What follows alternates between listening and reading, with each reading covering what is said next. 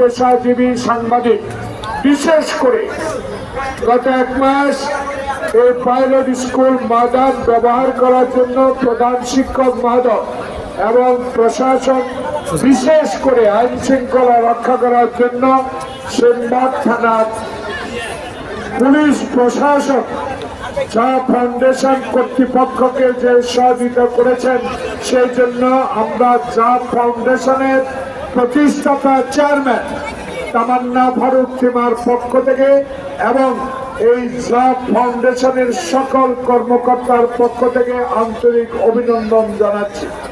প্রিয় সাথীবৃন্দ, এটা কোনো রাজনৈতিক প্রোগ্রাম বা কর্মসূচি আজকে নয়।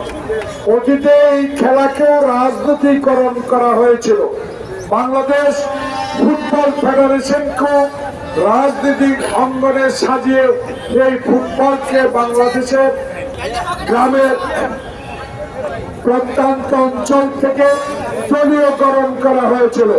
আজকে এই স্টেডিয়াম গভর্নমেন্টের এই 7 মাসের সময় আমরা যা ফাউন্ডেশন একটি অরাজনৈতিক সংগঠন। গত উদ্বোধনের 1 মাস আগে আমি বলেছিলাম আমার পরিবারের আজকে সবচেয়ে একজনই সন্তান ছেলে হিসেবে যিনি উপস্থিত আছেন, আমার তার মা রাজনীতি করেন তামান্না ফারুক থিমা, আমিও রাজনীতিক একজন কর্মী। আমাদের যত সম্পদ আছে এই সম্পদগুলো আমার স্ত্রী সব সম্পদের যা ফাউন্ডেশন অর্থাৎ ব্যাংকে আমরা দিয়ে দিয়েছি। এখানে কোনো পয়সা লাগবে না, কারো কোনো চাঁদাবাজি নাই, সহযোগিতা নাই, কারো থেকে 1 পয়সাও চাঁদা নেওয়া হবে না।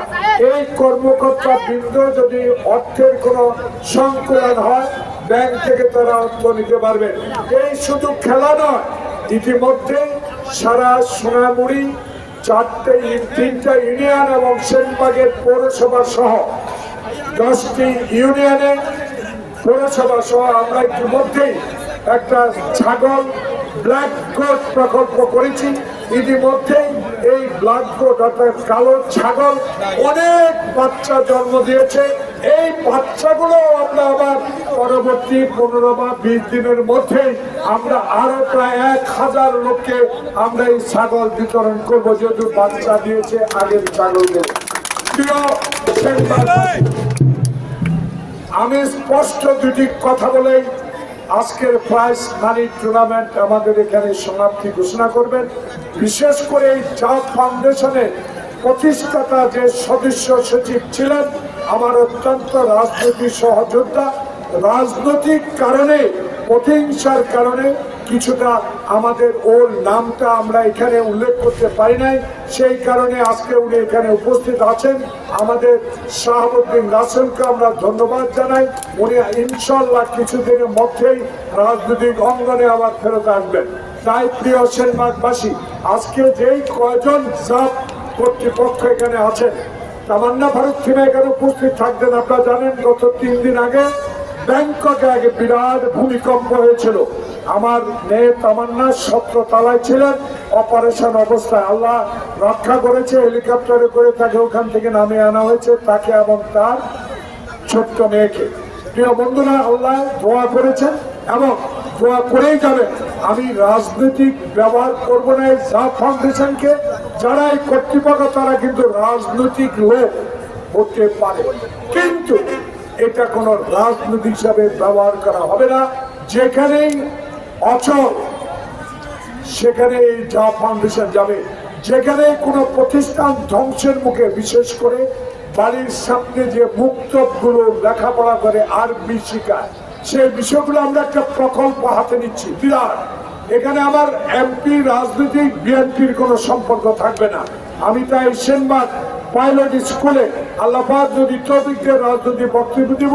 শুধু এইটুকু বলে বিদায় নিই, যারা অতীতে এই ফুটবলকে ক্রীড়াঙ্গনকে, দেখুন আমি অনেক কোটি টাকা খরচ করে একটা স্টেডিয়াম বানিয়ে দিয়েছি। সেই স্টেডিয়াম ব্যক্তিগত নামকরণ করা হয়েছে, কিন্তু আজকে সেখানে যাওয়ার মতো অবস্থা নাই। আমার বড় কষ্ট লাগে প্রিয় ভাইরা।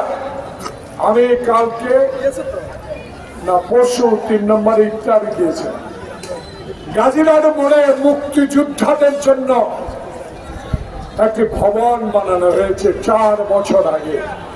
প্রিয় বন্ধুগণ, আজ সকল মুক্তিযুদ্ধ আমার বাড়িতে আমার কাছে বললেন যে এখানে 4 বছর আগে ভবন নির্মাণ হয়েছে কয়েক কোটি টাকা খরচ করে, সেখানে আজ পর্যন্ত একজন মুক্তিযোদ্ধা যাবার কোনো সুযোগ নাই। সেই বিল্ডিং ভাঙ্গা, ফার্নিচার ভাঙ্গা, কম্পিউটার পড়ে আছে। এই সরকারের হাজার হাজার টাকা, লক্ষ লক্ষ কোটি টাকা ওই গাজীপুর মোড়ে অপচয় পড়ে আছে। এর মাত্র একটি কারণ, যে ব্যক্তিটি নিতে এসেছি বলে স্লোগান দিয়েছিলেন, দিতে এসেছিলেন বলে স্লোগান দিয়েছেন, আল্লাহ পাক তাকে ভালো রাখুক, আমি বদদুয়া দেব না, কিন্তু দিতে এসে নিতে চলে গেলেন। কোনদিন এই মুক্তিযোদ্ধা যারা বাংলাদেশের স্বাধীনতা অর্জন করতে খালি পায়ে যুদ্ধ করেছে, মা বাবা সন্তান ত্যাগ করে হিন্দুস্তানি কুমড়া খেয়ে 7 দিনে একেবেলা ভাত খেয়েছে।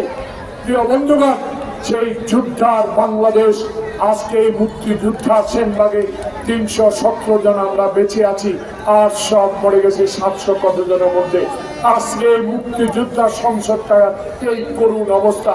তাই আজকে জাপ ফাউন্ডেশনকে আমি অনুরোধ করবো, এই মুক্তিযোদ্ধাদের জন্য আপনাদের কিছু করতে হবে, কারণ শেষ তাদের বয়স 75 থেকে 82, আমার বয়স 75 বছর। তাই আজকে আমি জাপ কর্তৃপক্ষকে অনুরোধ জানাবো যে নন পলিটিক্যাল, অরাজনৈতিক ভাবে এই সেনবাগে যেখানে পাবেন সেখানে যাবেন।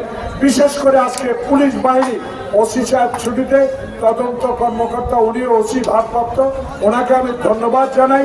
গতকালকে আমি শুনেছি সন্ধ্যার পর আমি যখন সেনবাগ থেকে যাই তখন শুনেছি আমাদের কিছু তরুণ বাচ্চা বয়স 17, 20, 22 তারা এই মাঠের মধ্যে একটা ম্যাচ লাইট বা টর্চ লাইট নিয়ে একটা গন্ডগোল করেছেন।